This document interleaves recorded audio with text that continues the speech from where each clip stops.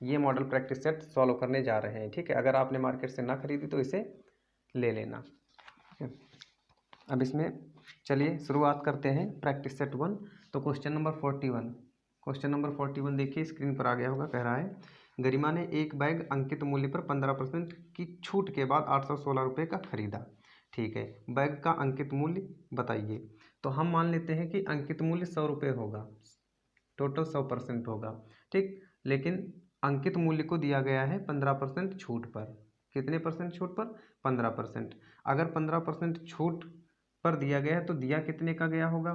85 का, क्योंकि 15% तो छूट दे दी, तो 85% का दिया होगा। लेकिन वो बता रहे हैं नहीं, 85% का नहीं, 816 रुपये का खरीदा गया।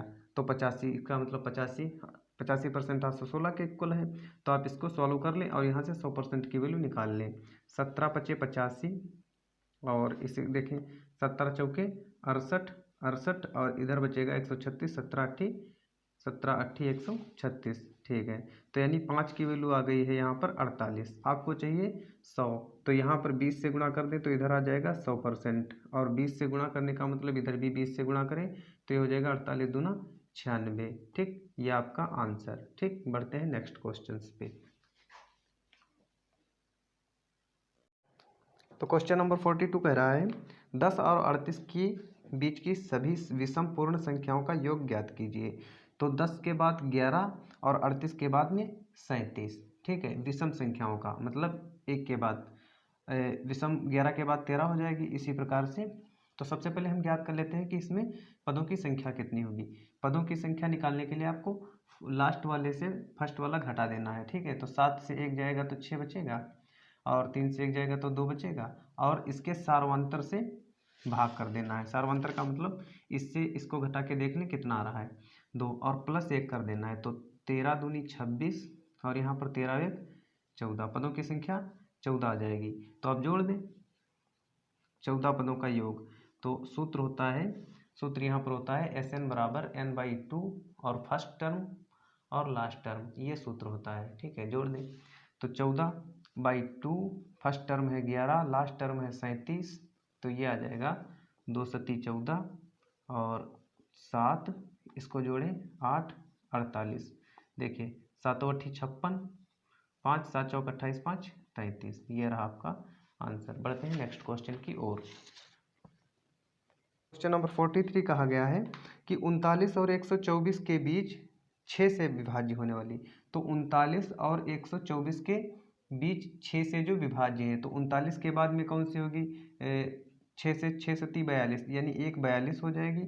और इसको 6 से भाग करें, 6 दूनी 12, 4 शेष बच रहा है, 4 शेष घटा दें तो वो हो जाएगी 24 से पहले वाली संख्या। ठीक है, तो इसके बाद में आप इसमें भी पदों की संख्या निकाल लें। पदों की संख्या कैसे निकालोगे?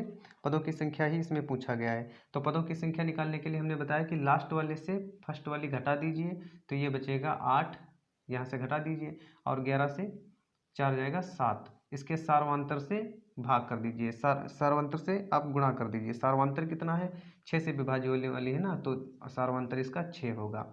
और 1 जोड़ दीजिए, 6 एकम 6, 6 तियाँ 18, तो ये हो गया 13 और 1 14, यही इसका आंसर है। ठीक है, बढ़ते हैं नेक्स्ट क्वेश्चन की ओर। ये था आपका 43 नंबर। ठीक है, देखिए नेक्स्ट क्वेश्चन। क्वेश्चन नंबर 44, ये कहा गया है कि 52 से विभाजित होने वाली 3 अंकों की सभी प्राकृतिक संख्याओं का योग बताइए। ठीक है, 52 से, तो पहली संख्या 52, 52 दूना 104, पहली संख्या तो हो जाएगी ये। दूसरी इसमें 52 जोड़ने पर आएगी, और 3 अंकों की सबसे बड़ी संख्या कौन हो जाएगी वो भी देख लेते हैं। तो 1000 तो 4 अंकों की होती है, इसको 52 से भाग करेंगे तो आएगा 52 एकम 52, और ये यहाँ पर 8 बचा हुआ है, और यहाँ 4 बचा हुआ है।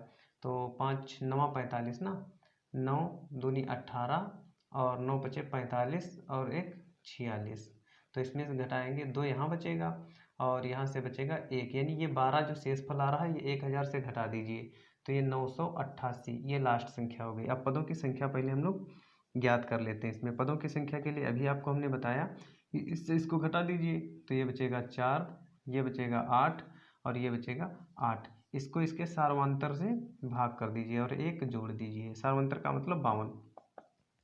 तो 13 चौके 52, 13 चौके 52, 13 पच्चे 65, 13 छंग 78, 13 छंग 78, यहाँ पर 13 छंग 78 हो जाएगा।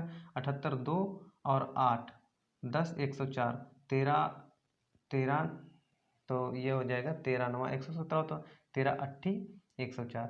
तो इसको फिर से काट दें, 4 एकम 4, 4 सत्ते 28, यानी 17 1 18। पदों की संख्या कितनी होगी? 18। अब वही फार्मूला फिर लगा दें, Sn equal to n/2 first term plus last term. तो S 18 पदों का योग निकालना है ना, तो 18/2 फर्स्ट टर्म है आपका 104 और लास्ट टर्म है 988। तो देखिए 2 9 18 9 और ये आ जाएगा 8 4 12 का 2, ठीक है, और यहाँ पर 9 और 9 1 10। चलिए इसको गुणा कर दीजिए, 9 दूनी 18, 9 दूनी 18, 9 9 81 और 1 82 और 9 0 जा 0, तो यहाँ पर 8 आ जाएगा, 9 एकम 9। ये रहा आपका आंसर। ठीक, बढ़ते हैं 45 नंबर की ओर। इसका स्क्रीनशॉट ले लें।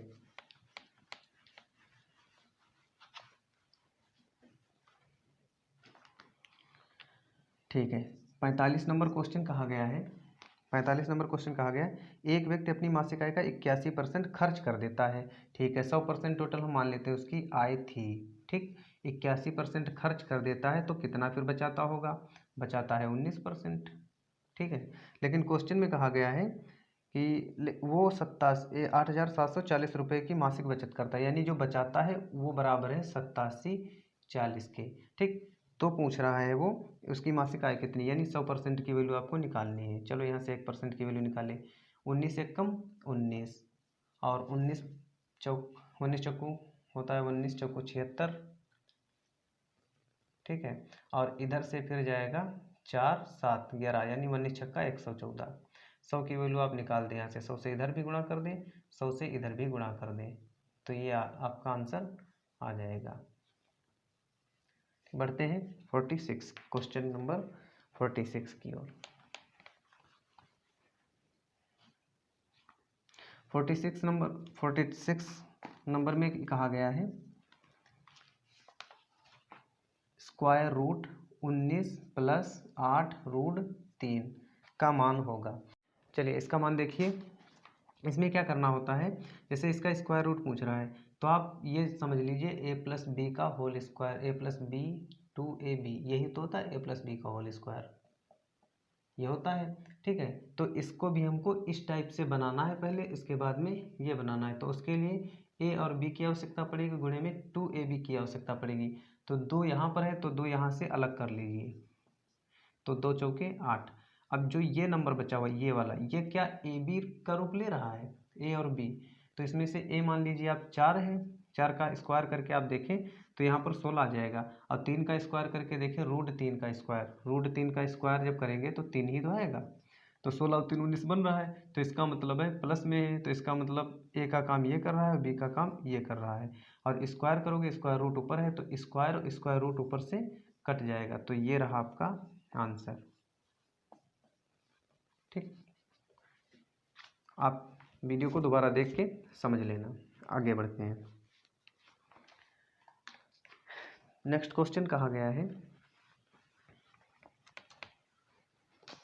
नेक्स्ट क्वेश्चन कह रहे हैं 47 नंबर। ये कहा गया है कि x अकेला किसी कार्य को 6 दिन में करता है, यानी x जो बंदा है वो किसी कार्य को 6 दिन में करता है। ठीक, और y उसी कार्य को 30 दिन में करता है। y कितने दिनों में करता है? 30 दिनों में। अगर दोनों मिल जाए तो सबसे पहले इनका एलसीएम ले लीजिए, कुल कार्य पता चल जाएगा। एलसीएम तो 30 ही होगा क्योंकि 6 से 30 कट जा रही है, तो 6 पंचे 30, यानी एक दिन का काम ये आ गया x का, और y का 30 एकम 30, एक दिन का काम। अगर दोनों मिल जाए तो क्या यहाँ से 6 टोटल हो जाएगा एक दिन का काम। ठीक, लेकिन काम करना है 30 और एक दिन में 6 हो पाएगा, तो 6 पंचे 30, यानी 5 दिन लग जाएंगे दोनों को काम करने में। ठीक है, बढ़ते हैं नेक्स्ट क्वेश्चन की ओर।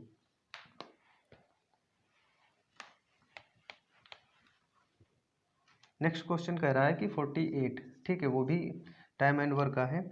इसमें बताया गया कि सी तथा डी मिलकर किसी कार्य को, यानी सी और डी, सी तथा डी मिलकर किसी कार्य को 8 दिन में करते हैं, ठीक, और डी उसी कार्य को 40 दिन में करता है, तो टोटल दोनों मिलके कितना कार्य करते हैं, एलसीएम ले लीजिए आप, एलसीएम 8 पंचे 40, 40 हो जाएगा। तो सी डी एक दिन में करते हैं 8 पंचे 40 और 40 एकम 40, डी एक दिन में एक काम करता है, ठीक है। तो आप बताइए यहाँ से घटा देंगे, क्या डी डी कैंसिल हो जाएगा, सी का ही काम बचेगा, सी का ही काम बचेगा, इधर घटा देंगे सी का ही काम बचेगा। तो सी टोटल काम को कितने दिन में कर पाएगा, टोटल काम है 40 और एक दिन में करता है 4 काम, तो ये 10 दिन लगा देगा, ठीक है आंसर। नेक्स्ट क्वेश्चन की ओर बढ़ते हैं।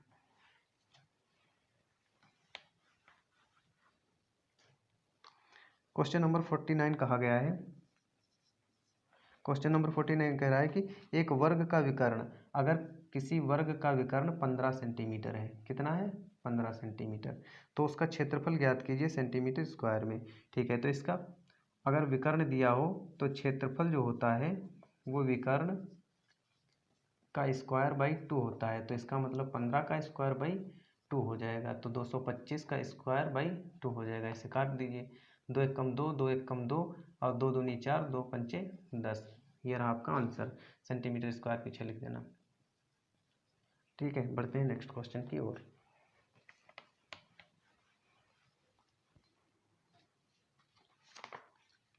तो इसमें कहा गया है कि क्वेश्चन नंबर 50 में देखिए, कहा गया है कि एक वस्तु का अंकित मूल्य उसके क्रय मूल्य से 40% ज़्यादा है, ठीक है। अंकित मूल्य मान लेते हैं मार्क प्राइस, और क्रय का मतलब खरीदा का मतलब कॉस्ट प्राइस, ठीक है। क्रय मूल्य मान लेते हैं 100, तो अंकित मूल्य 40% ज़्यादा है, ठीक है, तो 140 हो जाएगा। 45% की इस पर छूट दे दी जाती है, अगर 45% की छूट दे दी जाती है तो फिर वस्तु कितने में खरीदी जाएगी, 55% में, वो आप निकाल लें यहाँ से। तो क्या 0 से 0 कट गया, और 2 सती 14, 2 पचे 10 और 5 एकम 5, 5 एकम 5, तो 11 सती 77। अब आप बताएं इसमें से पहले वस्तु कितने की थी, 100 रुपये की, अब कितने की दे रहे हैं, 77 रुपये की, तो इसमें कितना प्रतिशत हानि उठानी पड़ी, तो इसमें 23% की हानि उठानी पड़ी, यही आपका आंसर है, ठीक। बढ़ते हैं नेक्स्ट क्वेश्चन की ओर।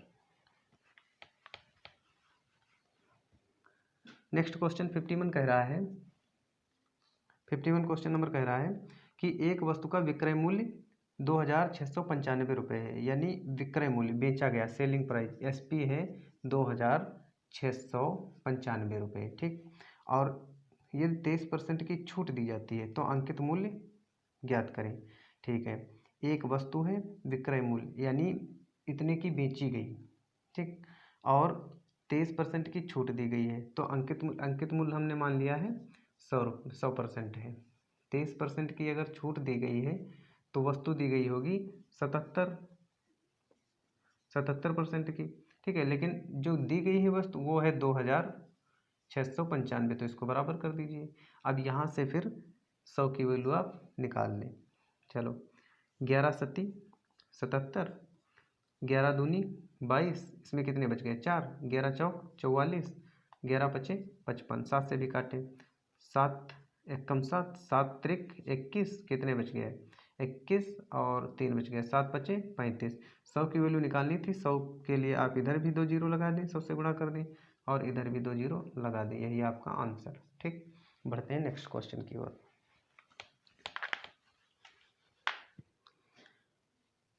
नेक्स्ट कहा गया है 52 नंबर क्वेश्चन, बहुत ही अच्छा क्वेश्चन है।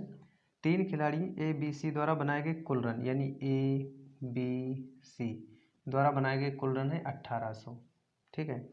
आगे कहा गया है कि ए बी का अनुपात, ए और बी का अनुपात दिया हुआ है 5:7 और बी सी का अनुपात दिया गया है 3:2, यही तो दिया गया है। तो ऐसे क्वेश्चन में सबसे पहले हमको ए और बी अनुपात सी निकाल लेना होता है, तो कैसे निकालेंगे, इसकी गुणा करिए 5 तियाँ 15, इसकी गुणा करिए 7 त्रिक 21 और इसकी गुणा करिए 7 दूनी 14, ये हो गई है गुणा इसकी।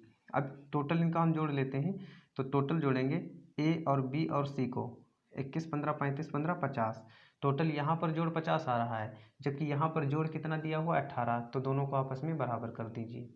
यहाँ से आप निकाल लीजिए 5 की वैल्यू। आपको यहाँ से ए का मान पूछ रहा है, क्योंकि क्वेश्चन में कहा गया है कि ए द्वारा बनाए गए रन बताइए। तो यहाँ से 15 की वैल्यू निकाल दें। 15 इसको बनाने के लिए क्या 3 से गुणा करना पड़ेगा, तो यहाँ बन जाएगा 15, 3 से इसको भी गुणा कर दो, 18 तियां 54, यही आपका आंसर।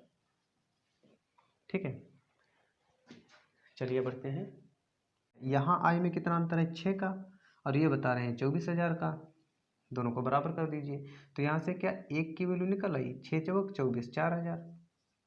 तो ये कह रहे हैं वाई की मासिक आय बताइए। वाई की यहाँ थी कितनी 11, तो 11 की वैल्यू निकाल दीजिए।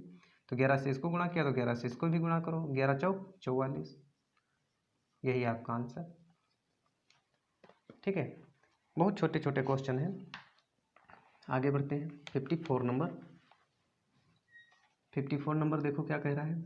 54 नंबर कह रहा है 9 क्रमागत संख्याओं का औसत 37 है। 9 क्रमागत संख्या यानी 1 2 3 4 5 6 7 8 9, 9। तो 9 इसका मतलब 4 इधर से छोड़ दीजिए, औसत आपकी बीच वाली संख्या होती है। क्रमागत है तो इधर लिख दीजिए 36 35 34 और 33, 4 ही तो थी संख्याएं, 4 उधर होंगी, छोटी पूछी है, छोटी 33 है आंसर। बढ़ते हैं नेक्स्ट क्वेश्चन की ओर।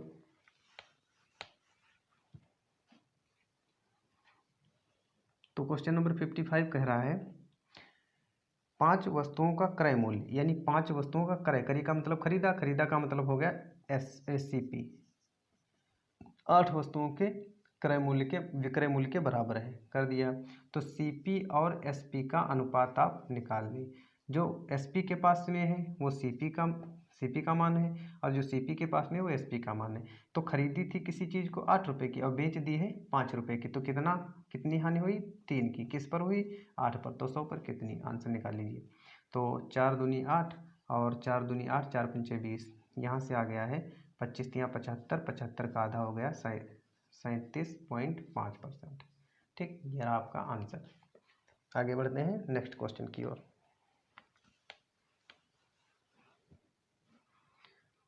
आगे कहा गया है क्वेश्चन नंबर 56।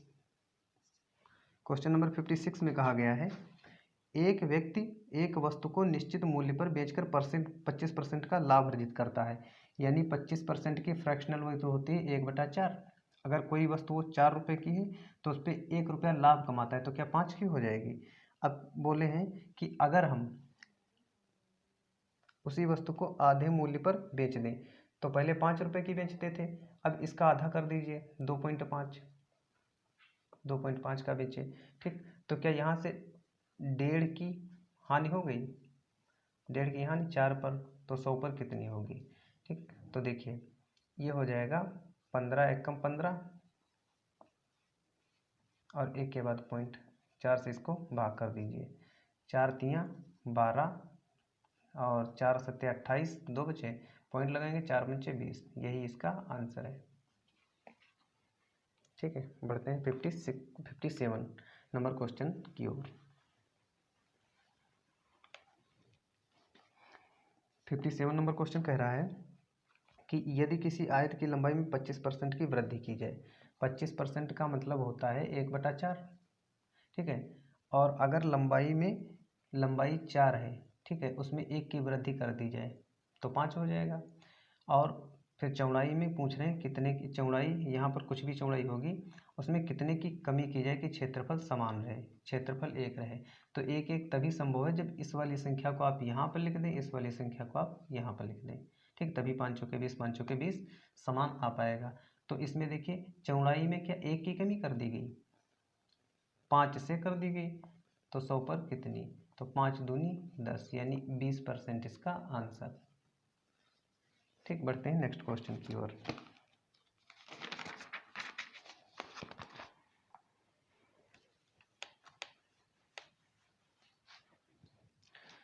क्वेश्चन नंबर 58 कहा गया है कि एक रेलगाड़ी 84 किलोमीटर प्रति घंटे की गति से चलती है, यानी 84 किलोमीटर प्रति घंटा। तो इसका मतलब हो गया 1 घंटे में 84 किलोमीटर चलती है।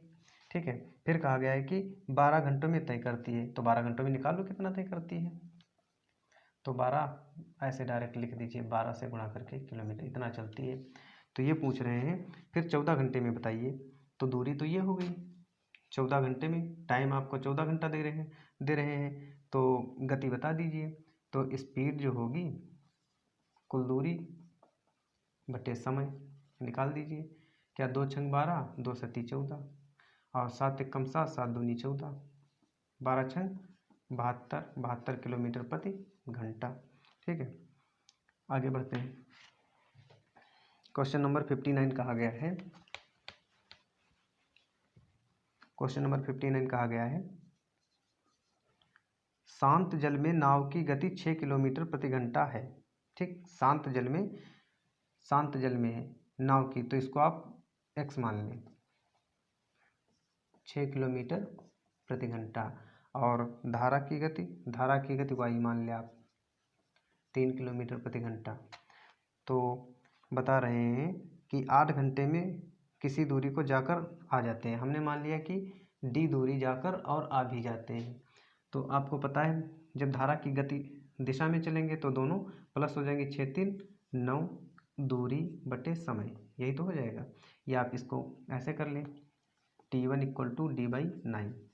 और जब आएंगे तो ये दूरी चालें जो होती हैं आपस में घट जाती हैं, क्योंकि विरोध धारा के विपरीत दिशा में चलेंगे ना। तो यहाँ पर हो जाएगा 3, यानी स्पीड उसकी 3 हो जाएगी, दूरी वही है।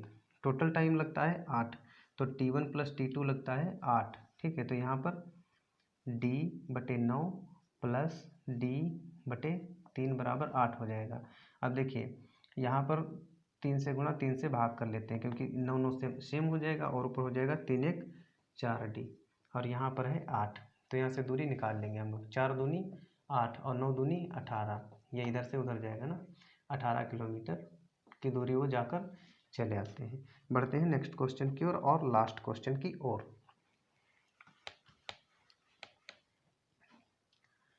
लास्ट क्वेश्चन कहा गया है 60 नंबर, 35,000 रुपये की धनराशि को चक्रवृद्धि ब्याज, तो 35,000 रुपये को चक्रवृद्धि ब्याज वाले 20% की दर से 2 वर्ष बाद कितना मिश्र धन मिलेगा। ठीक है, तो 20 वर्ष 2 वर्ष के लिए ना, तो 20 की फ्रैक्शनल वैल्यू निकाल लें आप, 1/5 होती है। ठीक है, तो 5 और 1 रुपये का ब्याज मिलता है तो 6 हो जाएगी, और 5 1 रुपये का ब्याज मिलता है तो 6 हो जाएगी। 5 25 और 6 छाक 36। तो यहाँ पर ये बताया गया है कि जो रुपए हैं 3500 वो दी गई है, 2500 की वैल्यू दी गई है, 25 की वैल्यू दी है 3500, 35,000। ठीक, तो 36 की वैल्यू निकालनी है आपको।